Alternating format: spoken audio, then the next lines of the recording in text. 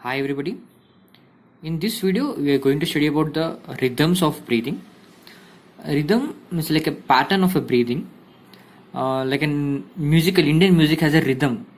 Like how the music goes up and down, like a flat note. Same thing. Even the breathing has its own rhythm. Okay. First we study about the normal breathing and then the abnormal breathing. First, coming to normal breathing. This is a pictorial representation. This is a normal inspiration, tidal volume. Then again we expire the air which is inspired. Again same inspiration and expiration. Inspiration and expiration. This is the normal pattern or normal rhythm of breathing. Okay. Next, coming to the abnormal rhythm. There are totally 7 different types of abnormal rhythm. We study each one by one. First is kind strokes breathing, or known as waxing and waning type of breathing. Okay. Here what happens? Here the person hyperventilates, known as hyperopnea, and then there is an hypopnea followed by a period of apnea. Same continuous.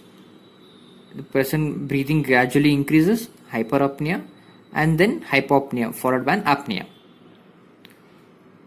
So it's known as, this is known as waning, waxing, and this is known as waning followed by a period of apnea. So why this occurs? When the person hyperventilates, there is an washout of CO2 from the body, which decreases the CO2 in the blood, and there is an increase in the oxygen. When this occurs, this gives an negative feedback to your central nervous system, which reduces the trigger for breathing, and there is an hypopnea followed by an apnea. During apnea, there is a rise in the CO2 and decrease in the oxygen in the blood, which again gives a positive feedback to the central nervous system, which again increases your rate and depth of the breathing. Again, when it increases the rate and depth, again there is a washout of CO2 and increase in PO2, which again gives a negative feedback. Again there is an hypopnea followed by apnea. This goes on. Period of hyperopnea, hypopnea, apnea. Okay, like a cycle. This is known as kind stroke breathing. What are the conditions in which you see this type of rhythm? It is mainly seen in stroke, severe cardiac failure, CO2 poisoning, narcotic poisoning, and toxic metabolic encephalopathy. Coming to the next type of abnormal breathing, that is ataxic breathing. Ataxic means loss of control. Here the breathing has no particular pattern and it's gone out of control. So it is known as ataxic breathing. You can see here there is an irregular pattern followed by an irregular apnea. Again there is an irregular pattern of breathing, again an apnea. It's a completely irregular, out of control type of breathing. So it's as you can know, ataxic, out of control, it has very poor prognosis, seen mainly in medulla oblongata injury. It can be secondary to your infarct or an hemorrhage or in trauma. Okay, next, coming to the third type of abnormal breathing, that is Kussmaul breathing. Here you can see the pattern is more deep and rapid. You can see pattern is more and deep and rapid when compared to the normal pattern. You can see here. So what is the mechanism? How does it occur? It's an compensation, respiratory compensation for metabolic acidosis. Initially, when there is an metabolic acidosis, there is a fall in pH. Okay, with this triggers your respiratory system. So there is an hyperventilation. After a period of hyperventilation, then comes a period of known as Kussmaul breathing. Here there is an deep, labored and gasping type of breathing. Okay, Where is it seen? As I already told you, it's seen in cases of which causes metabolic acidosis, like cases of diabetic ketoacidosis, lactic acidosis, salicylate poisoning, and uremia. These are the conditions where you see the Kussmaul breathing. Okay, next abnormal breathing is Biot's breathing. Biot's breathing is a type of ataxic breathing. Ataxic breathing, which I told you previously, it's like totally out of control. So Biot's is a type of ataxic breathing. So here is the same. There is an irregular breathing followed by a period of apnea. Again the same pattern continues. Irregular breathing followed by a period of apnea. So where do you see Biot's breathing? It's mainly in acute neurological conditions like encephalitis, head trauma, brain abscess, and spinal meningitis. This is known as Biot's breathing. Named after the physician called Biot, who discovered this breathing.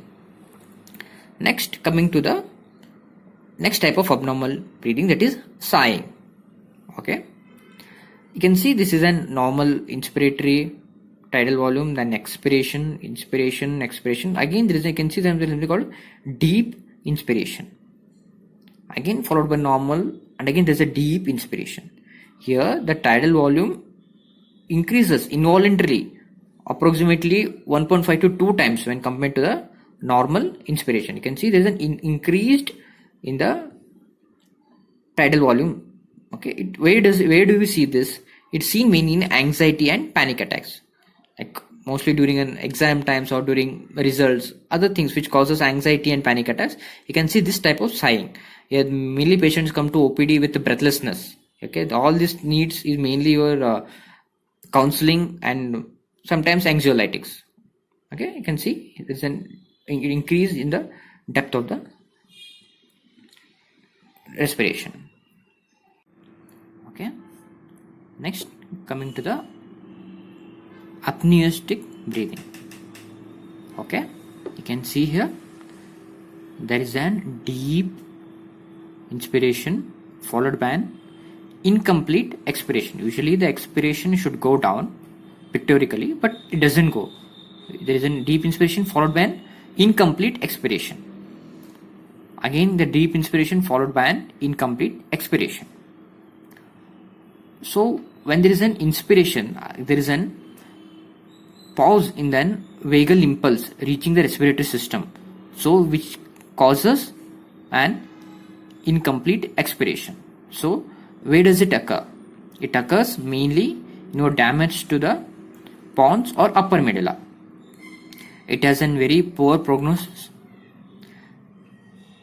So what are the signs and symptoms which accompany your apneustic breathing? These are absence Dall's-eye reflex, quadriparesis, decerebrate posture, and fixed dilated pupil. This is an ominous sign, all these which accompany your apneustic breathing. Okay, deep inspiration followed by an incomplete expiration, because there is an input for expiration from the central nervous system get paused. Okay, so there is an incomplete expiration. Again there is a deep inspiration. This is apneustic breathing. Next, coming to the last type of breathing, that is cluster breathing. You can see here the breathing occurs in the cluster followed by an apnea, again occurs in the cluster followed by an apnea, same thing. So it's known as clusters. Okay, so where is it seen? It is seen in lower pontine or high medullary lesions. Okay, this was seen in upper medullary lesions and pontine lesions, and this it's seen in lower medullary and lower pontine and high medullary lesions. Okay, all this pattern does not occur in isolation. Like if a person has a head injury, it doesn't mean that he should have only apneustic breathing. There can be accompanied cluster breathing or in Biot's breathing and ataxic breathing. Like that can be in combination. Okay, you just need to identify this sign to diagnose clinically. Like last, we have other investigations like CT MRI, which will help in diagnosis of neurological lesions. Okay, thank you.